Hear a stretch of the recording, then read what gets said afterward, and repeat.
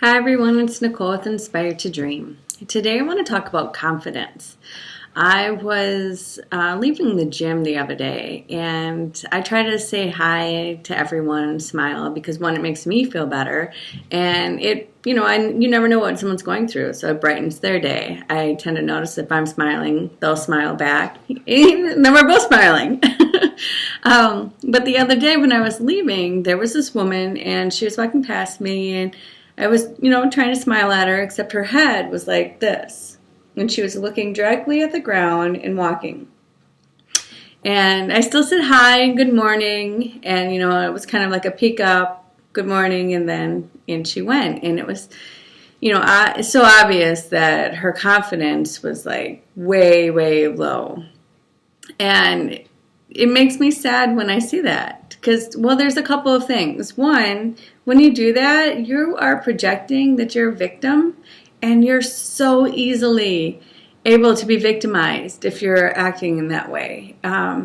Just for safety reasons. You're walking in a parking lot and you feel unsafe. If you're looking down at the ground and kind of like, I'm scared, they know they can take you and take you down. But if you look them dead in their face and you stare them down like, what? What's up? Hi, how are you? Just kind of face them. They're going to walk away because they don't want the confrontation. So for that reason alone, just thinking, the reason I thought of that is because we're in a parking lot. And, that's a scary place just to be like all frail and not confident. The other thing is, in life, at your job, when you're walking anywhere. One thing that I used to be told by people at my other job and wherever I am, I've been told this, is, you're so confident. When you walk, it's almost intimidating because you're very confident. But then you talk to you and you're so nice. So I think sometimes people perceive other people who are confident as they must be a bitch, or they must, just be like not someone you'd really want to associate with, or they think they're better than themselves, or, whatever it is. And then, I talk to them and I'm confident and I'm happy and I'm positive and I want to uplift you and I'm all those things in one, and it kind of like throws them back. And what are they doing? They're judging me. They're judging me in my appearance, that I'm happy, that I'm confident. And that is the first way to make yourself out of balance, because you're judging someone else and you're assuming their path or what they've gone through, and it makes it so you can't even relate to that person. But the moment I open my mouth and I share my stories and I am who I am, they're immediately like, I didn't expect that. You're very open. You tell it all. This is what it is. And then they see this is how you should carry yourself every day. Just be happy and break through the barriers. I wasn't always like that. And so when people see me now, and they see that way, what they don't see is my journey and all the times that I wasn't confident and I didn't know my worth. And I thought everything outside of me defined who I was. And it wasn't until I learned that it's everything inside of me. I had everything I needed, and it was all inside of me that really defined who I am. So it was a lot of self-growth and work that I had to do. And I did. And I'm so proud of myself for doing it. And that's another confidence booster. Be proud of yourself and everything you've achieved along the way. Here are some steps that can help you if you lack in confidence. Prepare for your journey. When I say this, I'm really a fan of creating the life that you want and moving away from where you are to where you want to go. So by preparing your journey, it's starting to think about, how do you want to act and who do you want to be like? What does that look like to you? Does it just start writing it down, at least 5 things. And look at what you've already achieved. I had a young lady in here the other day, and she's beautiful, and she is on her way up in her career.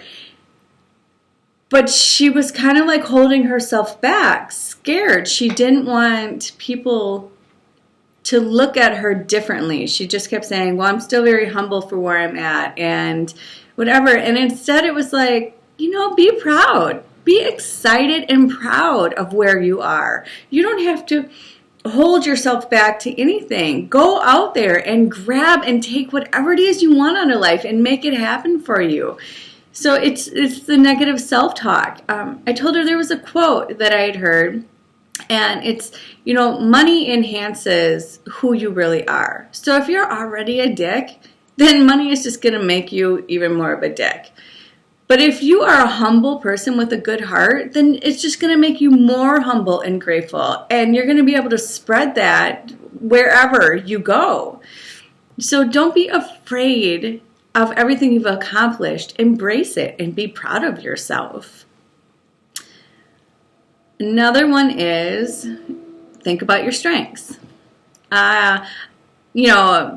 Way back in kindergarten, I was held back a year and diagnosed with a classic learning disability. I am dyslexic, and when my mom told me, it was like this traumatic event. She was in tears, and you're going to be held back, and because the learning disability came from her, so she felt awful.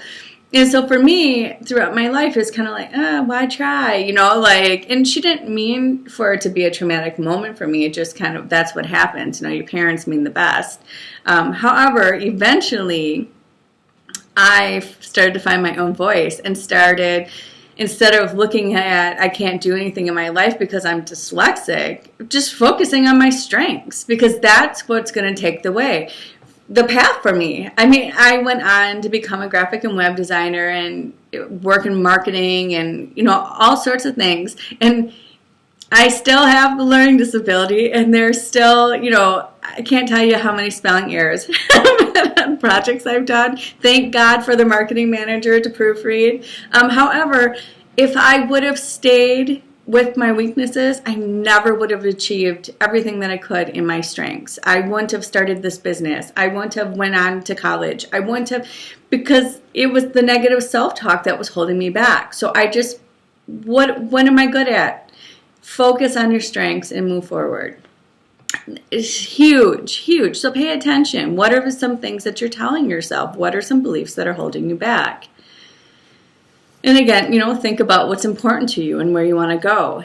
If you don't know where you want to go, then how are you going to get there?